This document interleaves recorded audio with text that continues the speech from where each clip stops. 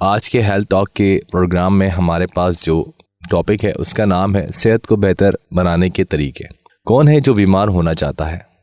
بیماری تو نہ صرف انسان کا جینا دوبھر کرتی ہے بلکہ یہ جیبیں بھی خالی کر دیتی ہے۔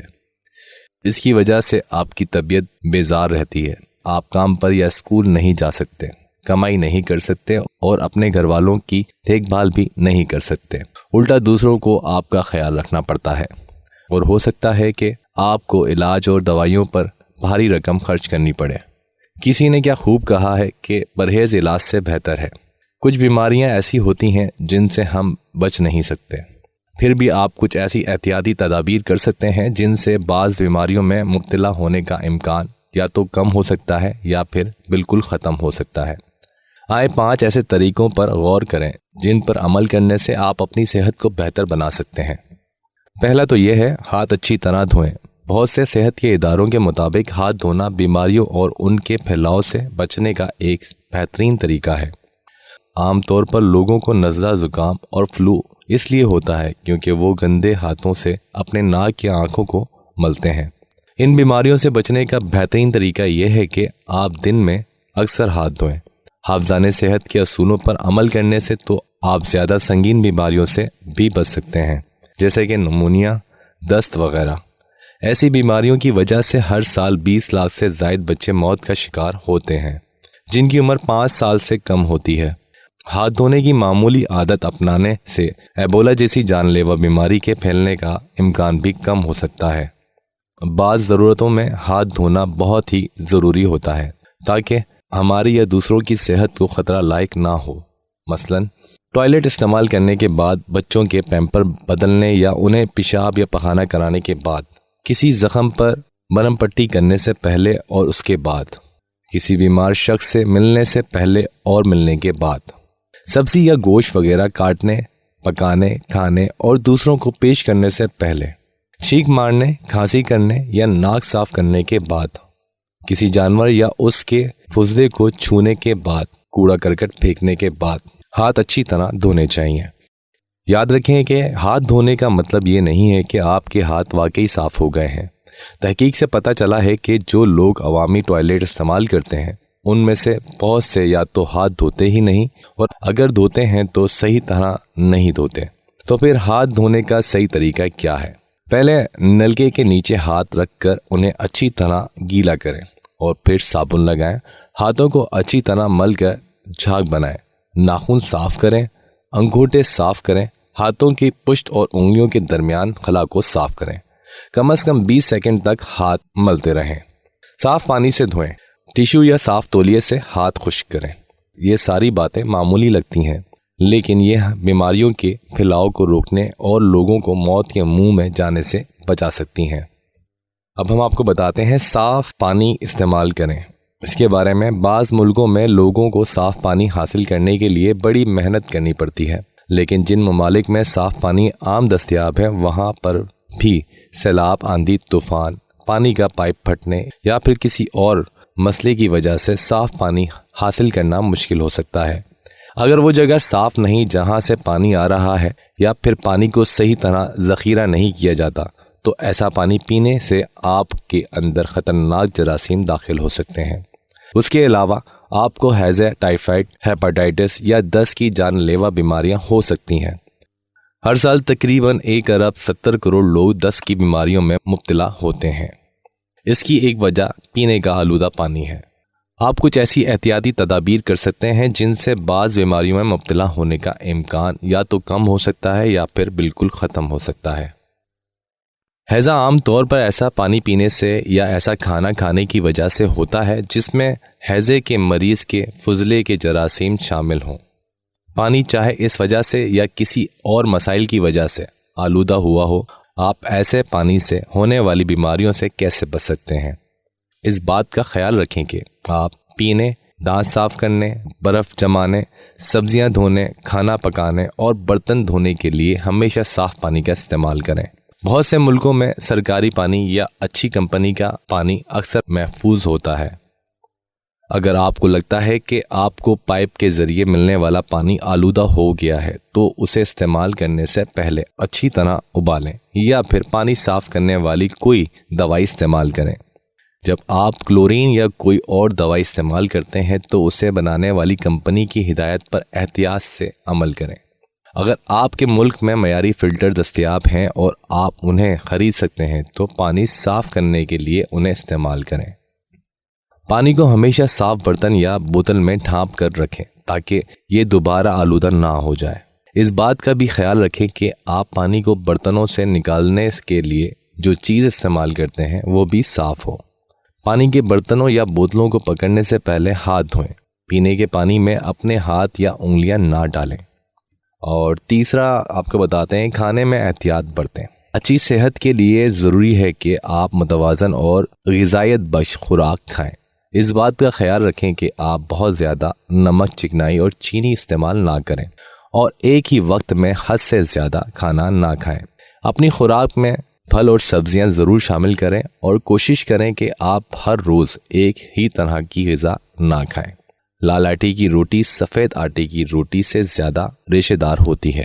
اسی طرح لال آٹے کی ڈبل روٹی، دلیا اور پاستا میدے سے بنی ہوئی چیزوں کی نسبت زیادہ ریشے دار اور غذائیت بخش ہوتے ہیں۔ اسی لیے انہیں خریدتے وقت ان پر لکھی معلومات کو غور سے پڑھیں تاکہ آپ دیکھ سکیں کہ یہ لال آٹے سے بنی ہیں یا میدے سے۔ پروٹین حاصل کرنے کے لیے ایسا گوشت کھائیں جس میں زیادہ چربی نہ ہو۔ اس بات کا بھی خیال رکھیں کہ آپ حد سے زیادہ نہ کھائیں۔ اگر ممکن ہو تو ہفتے میں 1-2 بار مچھلی کھائیں۔ بعض ملکوں میں لوگ پروٹین حاصل کرنے کے لیے گوشت کے علاوہ ایسی اشیاء بھی استعمال کرتے ہیں جو اناج سے بنی ہوتی ہیں۔ اگر آپ چکنائی سے بھرپور اور میٹھی غذائیں بہت زیادہ استعمال کرتے ہیں تو آپ موٹاپے کا شکار ہو سکتے ہیں۔ اسی لیے میٹھے مشروب پینے کی بجائے پانی استعمال کریں اور میٹھے پکوان کی جگہ پھل استعمال کریں۔ گوشت، مکھن، پنیر، کیک اور بسکٹ وغیرہ بھی کم لیں کیونکہ ان میں چکنائی بہت زیادہ ہوتی ہے۔ اور کھانا پکانے کے لیے گھی یا چربی استعمال کرنے سے بہتر ہے کہ آپ کوئی اچھا تیل استعمال کریں۔ کھانے میں بہت زیادہ نمک لینے کی وجہ سے بلڈ پریشر بڑھ سکتا ہے جو نقصان دہ ثابت ہوتا ہے۔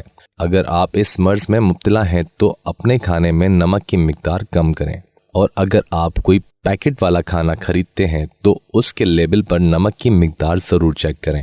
صرف اس بات کا خیال رکھنا ہی اہم نہیں ہے کہ آپ کس طرح کی غذا کھاتے ہیں، بلکہ یہ دیکھنا بھی اہم ہے کہ آپ کتنی مقدار میں کھاتے ہیں۔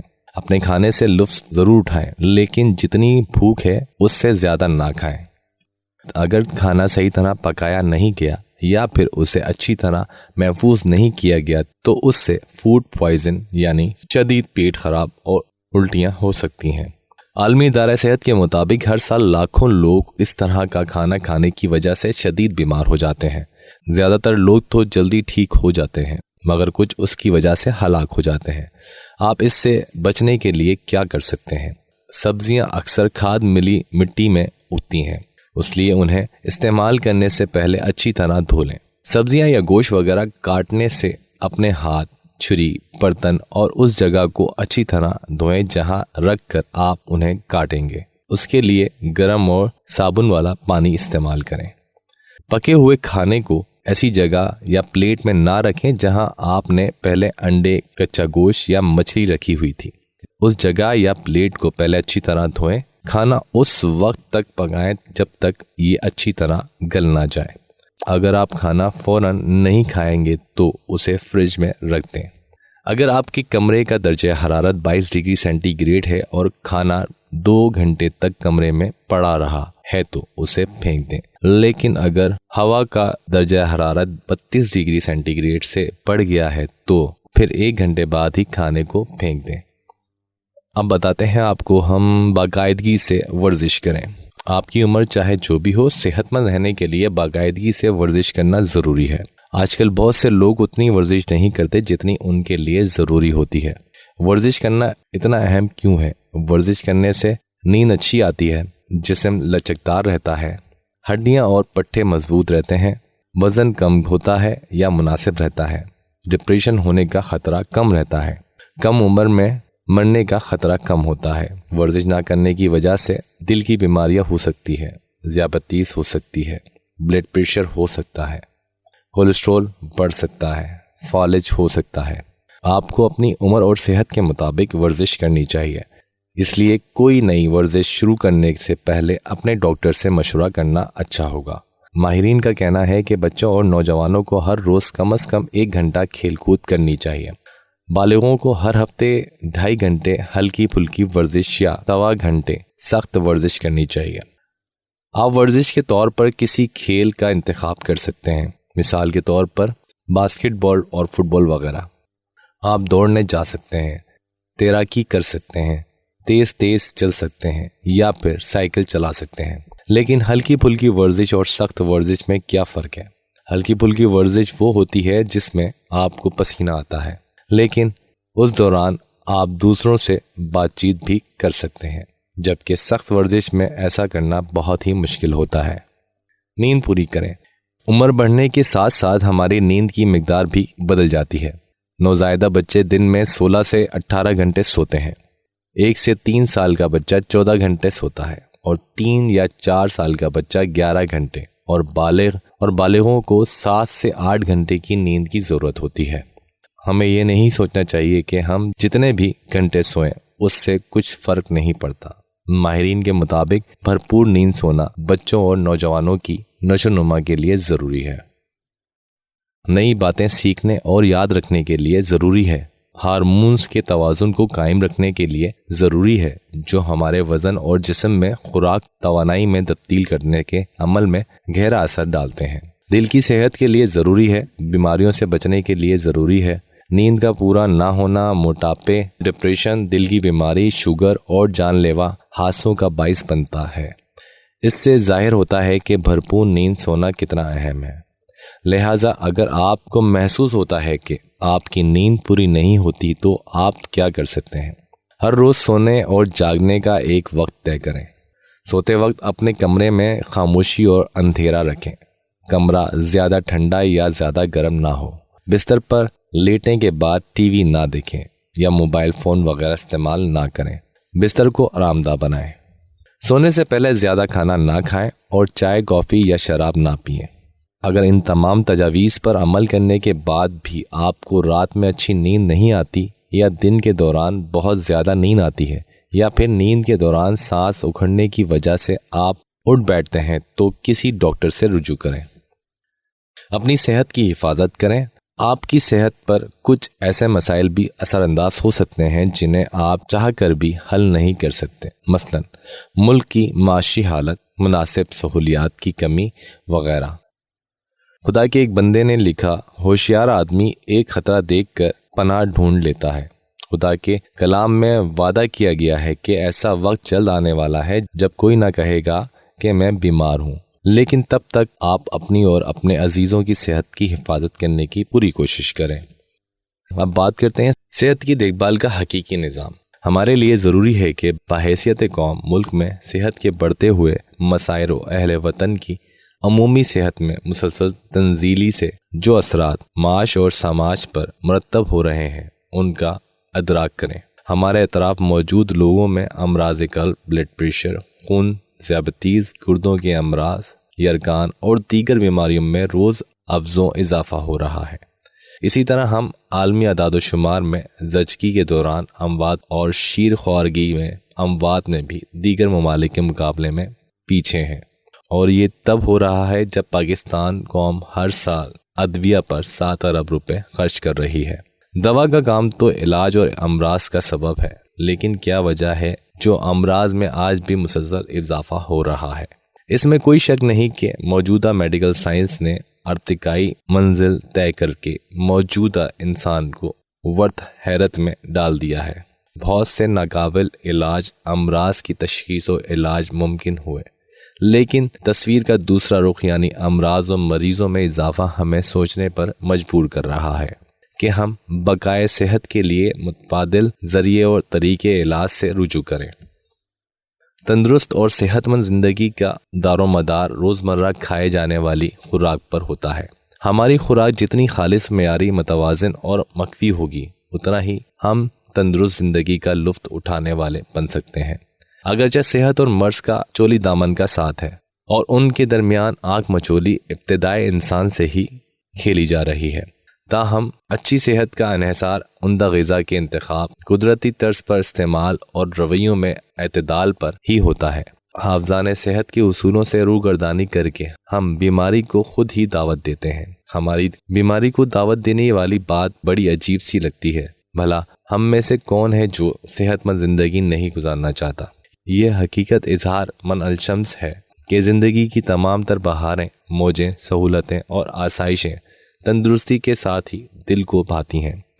حالت مرض میں تو بعض اوقات انسان کو اپنے آپ سے بھی بیزاری سی محسوس ہونے لگتی ہے۔ روزمرہ حالات میں ہلکی پھلکی بیماریاں آتی اور جاتی رہتی ہیں، حتیٰ کہ اب تو یار لوگوں نے دور جدید کے مہلک امراض کے ساتھ بھی سمجھوتا کر لیا ہے۔ ذیابیطس، ہائی بلڈ پریشر، امراض قلب، امراض گردہ، امراض جگر اور کولیسٹرول جیسے جان لیوا امراض کے ساتھ ساتھ بھرپور انداز میں جینے کا حوصلہ بھی پیدا کر لیا ہے۔ بعض امراض ایسے ہیں جن سے ہماری اس قدر جان پہچان ہو گئی ہے کہ وہ خطرناک ہونے کے باوجود ہمیں خطرناک محسوس نہیں ہوتے، بلکہ ہم غذا پرہیز کے انتخاب اور دوا کے باقاعدہ استعمال سے ان امراض کے اثرات بد سے خود کو بچانے میں کامیاب رہتے ہیں۔ بعض طبی ماہرین کے نزدیک جب تک انسان فطرت اور فطری اصولوں کا پیروکار رہا، وہ کافی حد تک موذی اور مہلک امراض کے حملوں سے محفوظ رہا۔ تاہم جب سے سائنسی ارتقا روپذیر ہونے لگا ہے، نت نئے امراض کی پیدائش اور افزائش ہو کر انسانیت کو مسائل و مشکلات میں مبتلا، یہاں تک کہ موت سے دوچار کرنے لگی ہے۔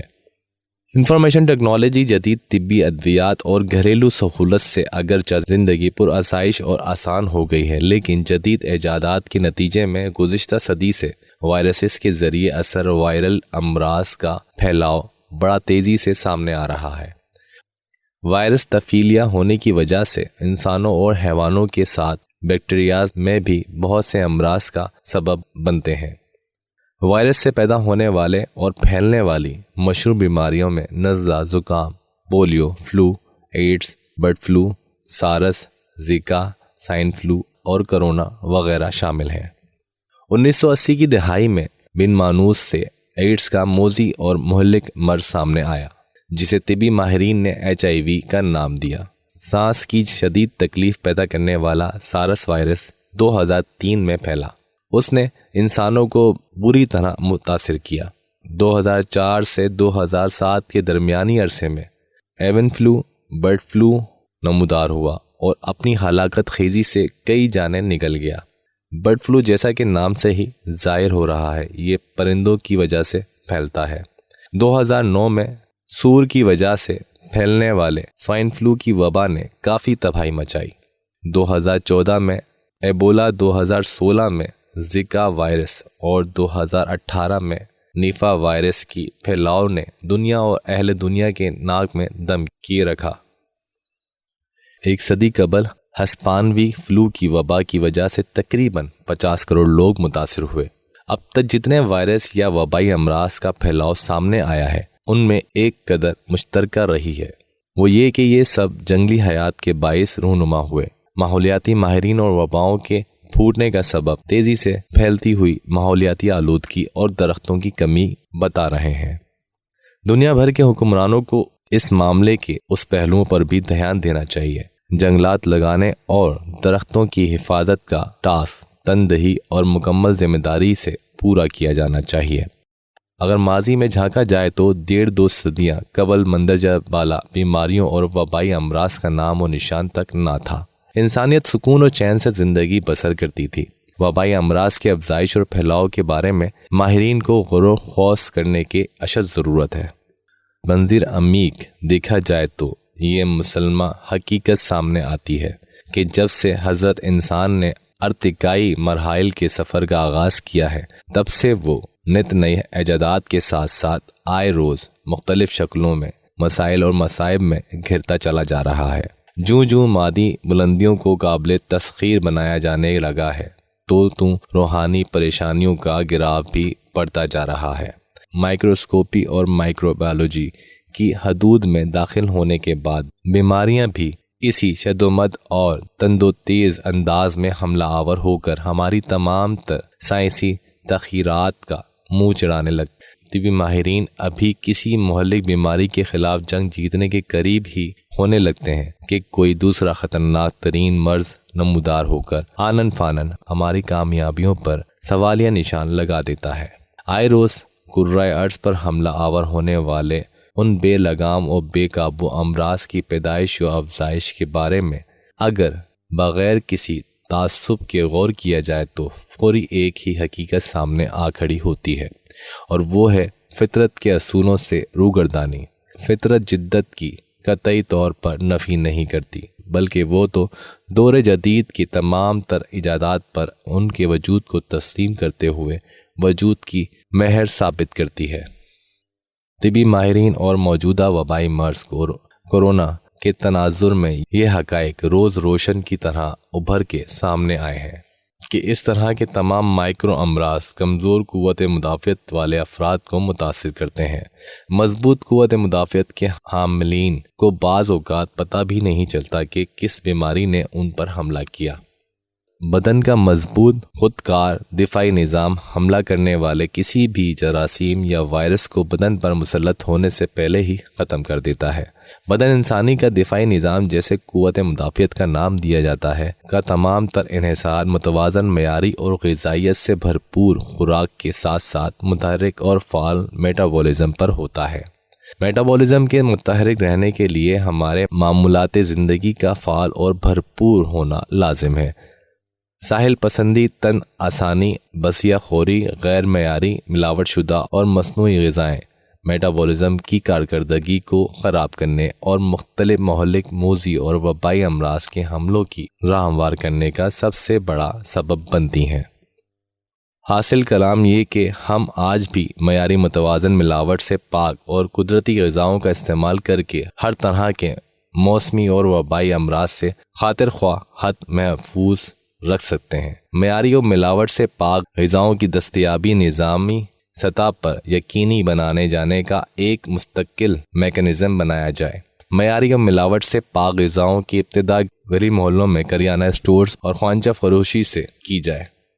منافع خوری اور ہوس پرستی کے رسیہ افراد غیر معیاری خور و نوش کی اشیاء زیادہ منافع کے چکر میں بیچ کر بچوں کی زندگیوں سے کھلواڑ کرتے ہیں۔ یہاں مشاہدے کی بات ہے کہ محدود چند قابل بھروسہ اور معیاری مصنوعات کے علاوہ مارکیٹ میں بچوں کے استعمال کی خرد نوشی کی غیر معیاری اشیاء کی بھرمار ہے۔ یہی وجہ ہے کہ فی زمانہ کلینکس اور ہسپتالوں میں مریضوں کا رش بڑھتا جا رہا ہے۔ اکثر خاندانوں کی نصف کمائی تو بچوں کی علاج و معالجے میں ہی صرف ہو جاتی ہے۔ امراض سے بچاؤ کے لیے ضروری ہے کہ سرکاری سطح پر میڈیا پر حفظان صحت کے اصولوں کے بارے میں شعور صحت کی مہم شروع کی جائے۔ میڈیا، ریگولیٹری اتھارٹی اور مالکان کو چاہیے کہ تمام چینلز پر روزانہ کی بنیاد پر صحت افزا غذا اور پرہیز کے بارے میں غذائی ماہرین کے مشورے اور آراء نشر کی جائیں۔ گھریلو بنیاد پر روزمرہ استعمال کیے جانے والے غذائی اجزاء مثلاً ادرک، دار چینی، سونف، اجوائن، کالی مرچ، زیرہ، جائفل، جوتری، تیز پات، الائچی، بڑی الائچی، لہسن، پیاز، پودینہ، دھنیا، ہلدی اور لونگ وغیرہ کے طبی خواص فوائد اور استعمال کے بارے میں عوام الناس کو آگاہ کیا جائے۔ اسی طرح سبزیوں اور پھلوں کے خواص فوائد اور استعمال کے بارے میں بھی معلومات عام کی جانی چاہیے۔ نیز یہ بھی بتایا جائے کہ کسی مرض میں کون کون سی سبزیاں بہتر فوائد کا ذریعہ ہیں اور کون سی سبزیاں کن امراض میں خرابی کا باعث بن سکتی ہیں۔ اسی طرح پھلوں کی طبی خصوصیات کا مرض و صحت کے حوالے سے تذکرہ بھی روزانہ کی بنیادوں پر کیا جانا چاہیے۔ علاوہ ملکی سطح پر قدرتی طور پر پیدا ہونے والی ان گنت نباتات کی شفائی خصوصیات سے استفادہ کرتے ہوئے اربوں روپوں کا زر مبادلہ بچایا جا سکتا ہے۔ یقین مانیے بڑھتے ہوئے امراض کی یلغار سے بچاؤ اور صحت مند زندگی کا یہ آسان ترین راستہ بھی ہے اور حکومت کی ذمہ داریوں میں بھی کمی کا باعث بھی۔ جب تک عوام الناس میں شعور صحت اجاگر نہیں ہوگا، ہمیں نت نئی بیماریاں اپنی لپیٹ میں لے کر پریشان کرتی رہیں گی اور حکومتی سطح پر صحت کے مسائل کا کوئی پائیدار حل نہیں نکالا جا سکے گا۔